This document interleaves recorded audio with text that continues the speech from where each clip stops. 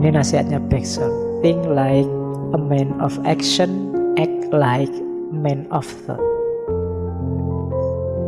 Bertindaklah seperti orang cerdas, berpikirlah seperti man of action, seorang yang jagoan, pemberani, dan bertindaklah seperti orang yang cerdas, man of thought. Berarti apa?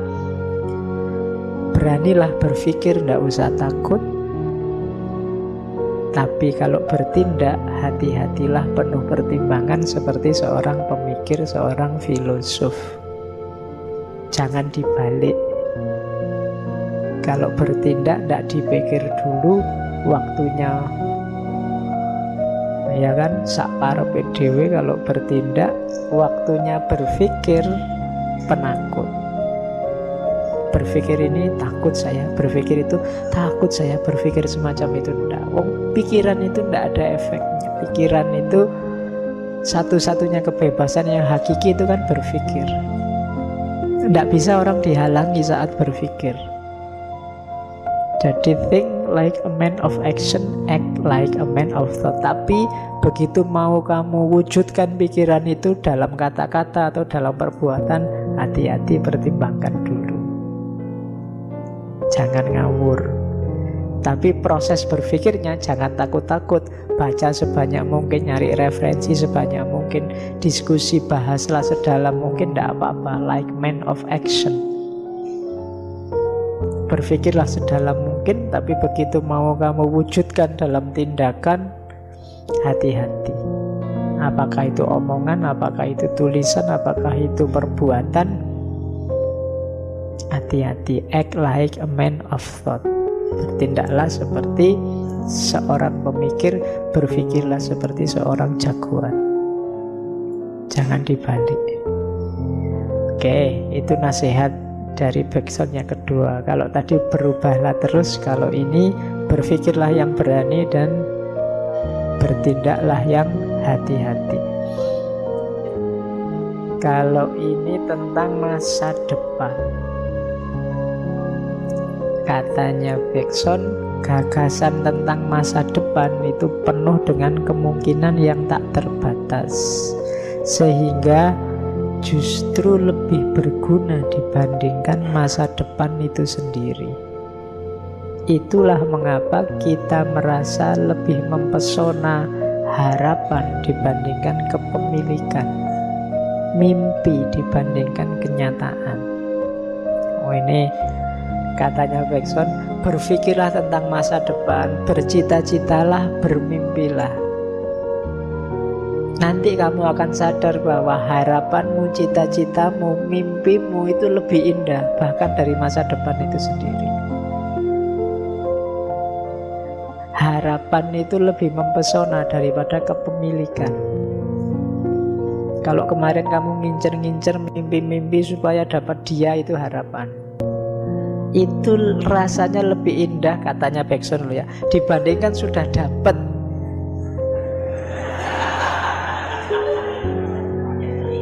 Iya, kalau sudah dapat ya selesai, biasanya kan sudah wis kena piye. Jadi usahakan kalau punya pasangan selalu dalam state of hope, selalu dalam wilayah harapan. Ada yang diinginkan yang belum kena. Kalau sudah kena 100% biasanya terus bosan. Iya, jadi ada durasinya. Makanya berharaplah, tidak usah tanggung-tanggung. Bermimpilah setinggi mungkin, tidak usah dicegah-cegah. Kenapa? Nikmatnya di situ. Orang punya harapan itu nikmat. Maka jangan eman-eman berharap. Saya mau mimpi jadi ini Pak, tapi apa ya mungkin. Kamu mimpi aja tidak berani. Harus berani. Bahwa nanti di masa depan kok beda ya Pak, ya memang itulah jarak antara kenyataan dengan mimpi. Iya, ya kan, bayanganmu kan, wah nanti kalau sudah dapat bisa gini, begitu dapat beneran, walah cuma gitu aja Pak. Ya kan, jadi meskipun masa depan tidak seindah harapan, jadi maka berharaplah, biar kamu menikmati indahnya harapan, indahnya gagasan. Sama seperti yang dilakukan oleh Bergson tadi. Nah, ini nasihatnya lagi. Manusia tidak cukup sadar bahwa masa depan terletak di tangan mereka sendiri. Tugas mereka pertama-tama adalah menentukan apakah mereka ingin melanjutkan hidup atau tidak. Lalu mereka harus menentukan apakah ingin sekedar hidup ataukah melakukan upaya lebih keras untuk memenuhi peran yang esensial dari alam semesta. Oke, ini ngeritik kita Bergson. Banyak orang tidak sadar dalam hidupnya bahwa hidup ini ada di tangan kita. Sekarang kamu tak tanya, masih mau hidup apa tidak? Itu kan Bergson gitu maunya. Pertama-tama jawaban dulu, ingin melanjutkan hidup apa tidak. Kalau ingin melanjutkan hidup, kamu ingin sekedar hidup apa hidup yang bermakna? Kalau ingin hidup yang bermakna, apa yang harus kamu lakukan untuk memenuhi peranmu yang bermakna, yang esensial tadi?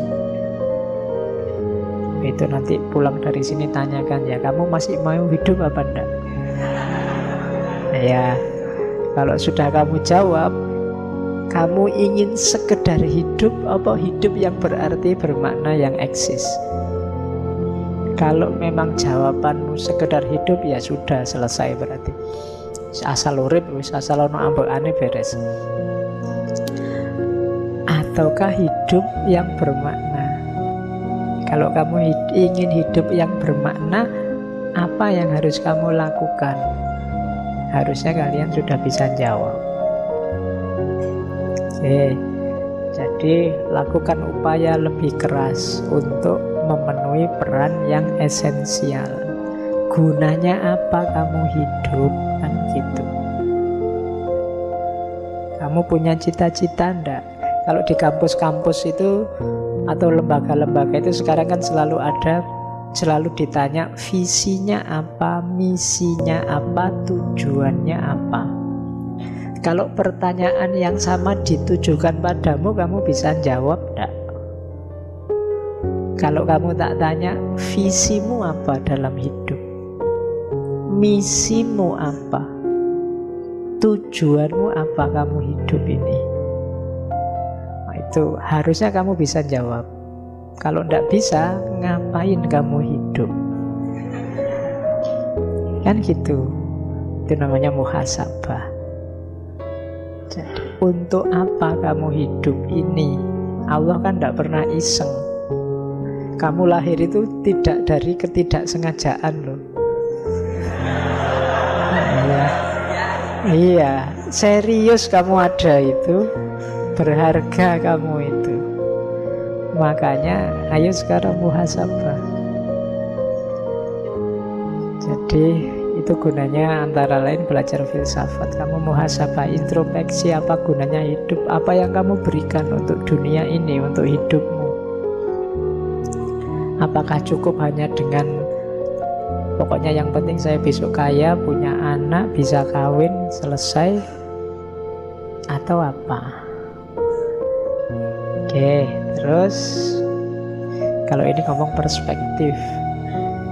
Disorder is simply the order we are not looking for. Jangan takut dengan kerumitan-kerumitan, kekacauan-kekacauan. Kekacauan itu bukan berarti terus rusak, tapi ya ganti aturan, cuma tidak kita inginkan yang semacam itu, kan gitu aja. Dia juga order tapi yang tidak kita harapkan. Waduh, calonku kok kalah, kacau ini. Ya ndak kacau, cuma karepmu aja ndak keturutan, kan cuma itu aja. Jadi itu adalah order we are not looking for. Ndak cocok sama karep kita, kan cuma itu aja. Ndak apa-apa, ndak kiamat kalau jagomu kalah, ndak apa-apa. Jadi ndak kacau, asal kamu bisa mengikuti ritmenya. Oke, terakhir ada kalimat itu, the eye only sees what the mind is prepared to comprehend. Mata hanya melihat apa yang pikiran siap memahami. Jadi kuncinya ada di pikiran. Fakta itu tergantung pikiran. Jadi kuncinya di situ. Apa yang ada di kepalamu itu menuntun matamu, tidak dibalik. Dari mata masuk ke otak, tapi sebenarnya akalmu itu nuntun matamu apa yang harus dilihat, seperti apa dia harus dipahami. Jadi pemahaman kita itu diatur oleh akal kita, oleh keinginan-keinginan kita, oleh dunia batin kita. Jadi kenapa dia lebih condong ke intuisi? Karena yang batin nuntun yang lahir. Jadi dimensi dalam itu berpengaruh pada yang luar. Kalau mata dia hanya alat, telinga dia hanya alat, panca indera dia hanya alat. Yang nyetir siapa? Batin. Keinginanmu bunyi lebih dulu,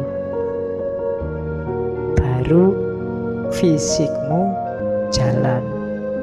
Jadi itu, the eyes only see what the mind prepared to comprehend. Mana yang pikiran siap. Kalau pikiran tidak siap, ya semelek apapun dirimu tidak akan paham, tidak akan ngerti. Kenapa? Pikirannya belum siap. Jadi kuncinya tidak di mata tapi di pikiran.